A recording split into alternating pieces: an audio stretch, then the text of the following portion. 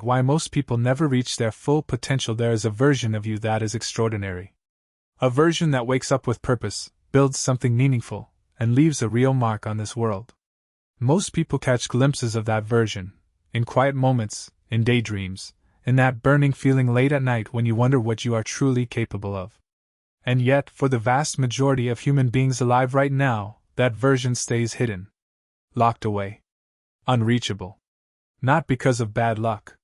Not because of a lack of talent. But because of something far more specific, and far more fixable, than most people ever realize. Let us start with the uncomfortable truth. According to a Gallup study spanning over 160 countries, less than 15% of people feel truly engaged and fulfilled in the work they do every single day. That means roughly 85% of the global workforce is operating somewhere between disconnected and deeply unfulfilled. These are not lazy people. These are not unintelligent people. These are human beings who started with dreams, started with drive, and somewhere along the way, lost the thread. Understanding why that happens is not just an academic exercise. It is one of the most important investigations any person can undertake about their own life. The concept of human potential is not new. Abraham Maslow spent decades studying what separated self-actualized individuals from everyone else. What he found was striking. Self-actualized people were not necessarily the most talented or the most privileged. They shared specific psychological patterns, clarity of values, tolerance of uncertainty, a genuine acceptance of themselves, and an almost relentless orientation toward growth over comfort. The gap between people who reach their potential and those who do not is not primarily a gap in ability. It is a gap in psychology and daily behavior. So let us break down the real reasons. Not the surface-level explanations you have heard before, but the deep mechanisms at work inside people who stay stuck. The first reason is the comfort trap. Human beings are biologically wired to seek safety and conserve energy. This was extraordinarily useful for our ancestors who faced physical threats daily.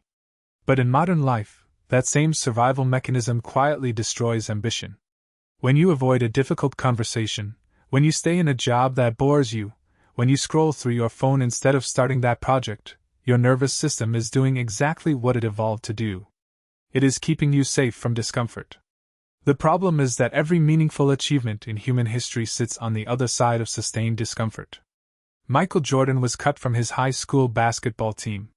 J.K. Rowling was rejected by 12 publishing houses before Harry Potter was accepted. Every version of success you admire required someone to repeatedly choose discomfort over comfort, often for years. The comfort trap is not a character flaw. It is biology working against your ambition. Understanding that distinction is the first step toward overcoming it. The second reason is far more sinister: identity limitation. Most people unconsciously define themselves by their current reality rather than their potential.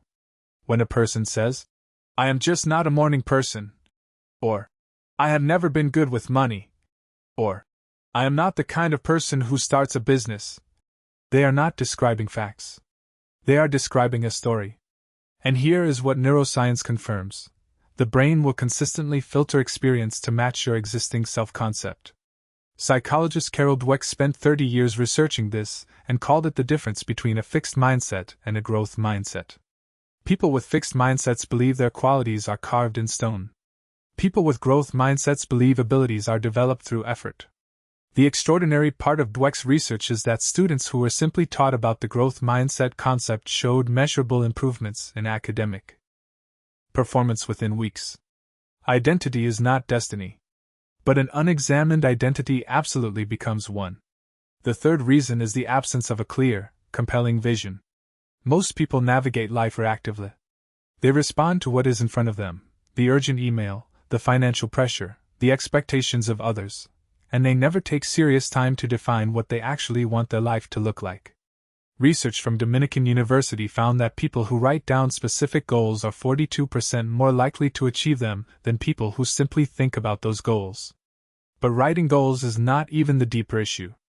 The deeper issue is that most people have never sat in silence long enough to separate what they genuinely want from what they have been conditioned to want.